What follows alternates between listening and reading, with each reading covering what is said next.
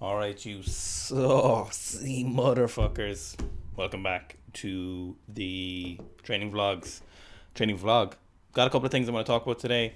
I actually had a lot of this stuff is like fresh on my mind after I do the session, and I want to get it out there then because I'm a little more amped, I'm a little bit more in tune with it. There's a lot of stuff I want to talk about. Mostly none of it's about lifting, but some of it's thoughts I have while I lifting, which is maybe a form of meditation, but certainly a form of self torture. So today we got three sessions, one really good clean and jerk session, touching some of the clean and jerk stuff and some of the stuff in my lifting. But there's some other existential stuff that I've been thinking about a lot in the last week and a half, which I would like to razz out there, get it out there, and get it down somewhere. So this first session, my wrist has been slowly getting better. On this session, I was in really close. I'm in like 3 or 4 inches closer to my normal snatch would be. I'm in right on the rings, which for someone of my limb lengths, you would think would be the appropriate snatch grip, but I'm actually closer to the collars than I am with straps, partly because I use straps all the time. Sorry, I'm closer to the rings than I am the collars, partly because I'm wearing straps, because I don't need to worry about snatching out straps, so I can have a wider grip, which is more beneficial. The wider grip ultimately, for most chances or most of the time, will make for a better snatch, as it'll be closer to your center of mass, and you can, depending on limb leverages and how high or low you can keep your elbows and knuckles down for longer. So this kind of fucks me up. You can see mostly because of the pain. Like for example, on some of the reps, they're quite out front because my wrist is probably an 8 out of 10 on pain on some of these. So I am pause snatches and pause clean jerks in this session, something I do a lot and I find a lot of benefit from. It's probably my favorite assistance exercise at the moment. I still do a lot of hangs and low hangs, above the knee hangs frequently throughout the week, but the real movers and shakers for me, the real big benefits for me, are the pause lifts.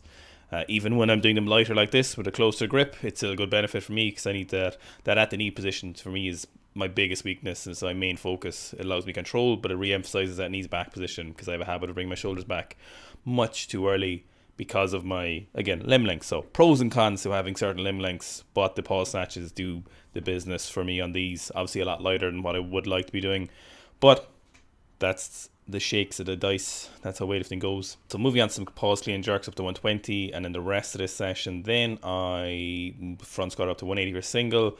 I was a little bit distracted because I was talking to someone else in the shed, so I was getting too cool between sets. So I originally wanted to do 180 for a triple, but I think I just finished up with a double because I was talking too much between sets, politely so.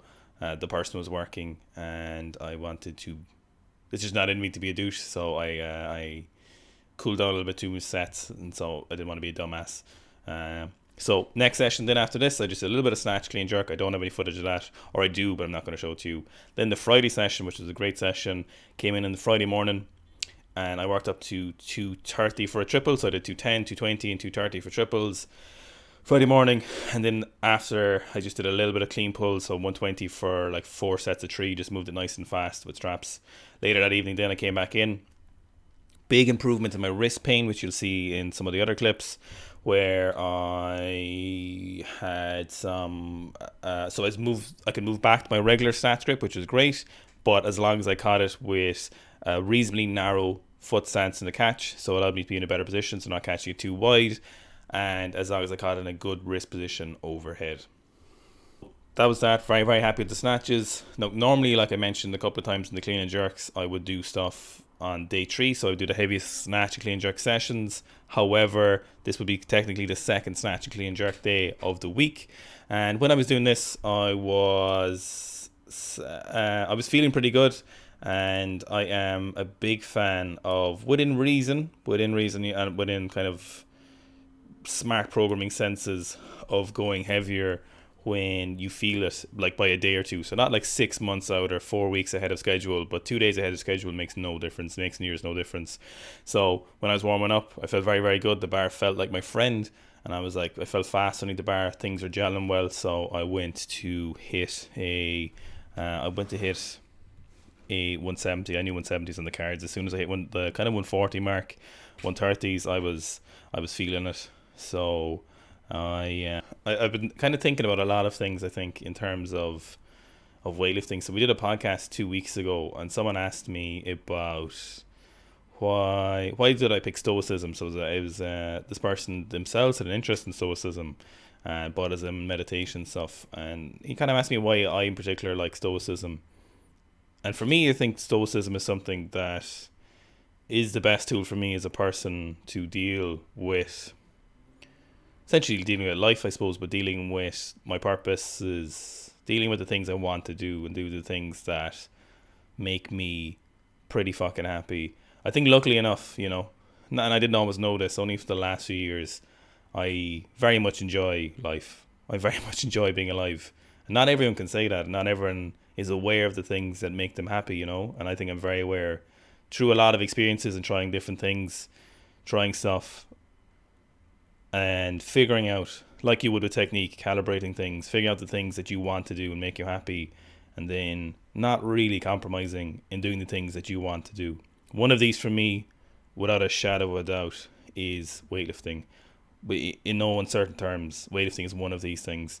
I think purpose is the term I use in my head, but it may be purpose is a little bit too grandiose. I think some people worry a bit too much about the meaning of life. Some people don't think about it at all. For me, these are the things that I want to do, and I'm aware that they make me happy. Sometimes people talk about stuff like helping other people is the truest meaning of life. Helping people is the ultimate thing that will make you happy. But I don't feel like that is the sum total of parts. I think helping people is very, very important. Empathy for other people, helping the people you love and the other beings in your life, I think is massively important. But I think that is not the sum of the whole. I don't think that is everything. I think you need to do things that you need to be doing. I think some people have, unfortunately, deal with things where they feel like they have, complete apathy towards life. They're unhappy. They're unaware of what they want to do. They're unaware of the things they want to do. And I think, they are unluckily so through birth, through genetics, or through the way they were born, are unable to do the things that make them happy, or they've yet to find the things that make them happy. I think probably some of the biggest things you can do to find the things that'll make you happy, do the things that you want to do, is by taking risks and trying new things. They're the biggest things I've learned, I think, the last few years. Finding out what makes you happy. So working hard for stuff is a must. It's a prerequisite. But trying new things and experiencing different things, without that, you'll never know the things that you will need to do. You'll never understand what it is that will make you happy. And then once you figure what that is, then you can struggle towards that purpose. And I think that is a huge part of enjoying life, is struggling towards those purposes. For some people, if you're unaware of your goals, your purposes, I think struggling to find them is in itself a reasonable goal. Looking for what it is that you want to do. If you're unaware of it right now, then that is something you need to do. Lifting weights means a lot to me. Weightlifting means a whole heck of a lot to me. Like we talked about in that motivation video, it means more than just competition to me. It means more than a lot of things to me, and a lot of people don't understand that, and it's not for other people to understand, and it's irrelevant if other people don't get what it is, why you want to do what you want to do. For some of you, it might be literally something like making handmade knives, something knitting. It could be furnishing wood. It could be going to a charity organization with Doctors Without Borders. It could be literally anything that you want to do as a person. But finding that out is incredibly difficult as it is, and you can be very unlucky and never find things later in life. A lot of people watching this will think, weightlifting is the thing I love so much, and I've only found it in my 40s or 50s. That ultimately is irrelevant, I think, to the outcome. It's not so much about what you end up lifting, it's the struggle you put into it. I think I could have made a lot more progress in weightlifting. I'm very confident I will still make a lot more progress in weightlifting. But in some ways, a little bit of me now, I wouldn't sacrifice the progress if someone gave me an opportunity. But in some ways, the fact that I haven't finished my potential is an absolute blessing to me. Because there's still so much work left to be done. Work left to be done with Sika, work left to be done with their life, work left to be done with training. I think it is all just, even when things are shit or you have shit things, I think ultimately that is crucial, because you would never appreciate anything else without it. There's a really good quote, and you'll never guess where the quote comes from, right? But I'll read it first, and then I think you might be a little bit surprised, but I think it sums up stuff very well, and then I'll leave it there. Enjoy the training. So the quote is: "Let teachers and priests and philosophers brood over questions of reality and illusion. I know this: if life is an illusion, then I am no less an illusion. And being thus, the illusion is real to me. I live, I burn with life, I love, I slay, and am content." That is Conan the Barbarian, Robert E. Howard, Queen of the Black Sea. So, enjoy your life. Very fortunate the fact that you can even be watching this, so make sure you're not wasting it. But that also doesn't mean you have to be hustling in 24/7.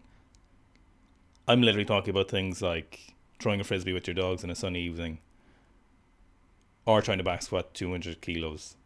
Anything on that purpose, it's irrelevant to other people, or it's irrelevant what it is, as long as you're doing something that makes you happy and you're not wasting it.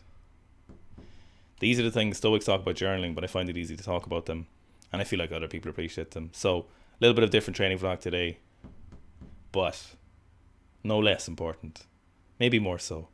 So, do your pause, snatches, clean and jerks, and make sure you're working towards something.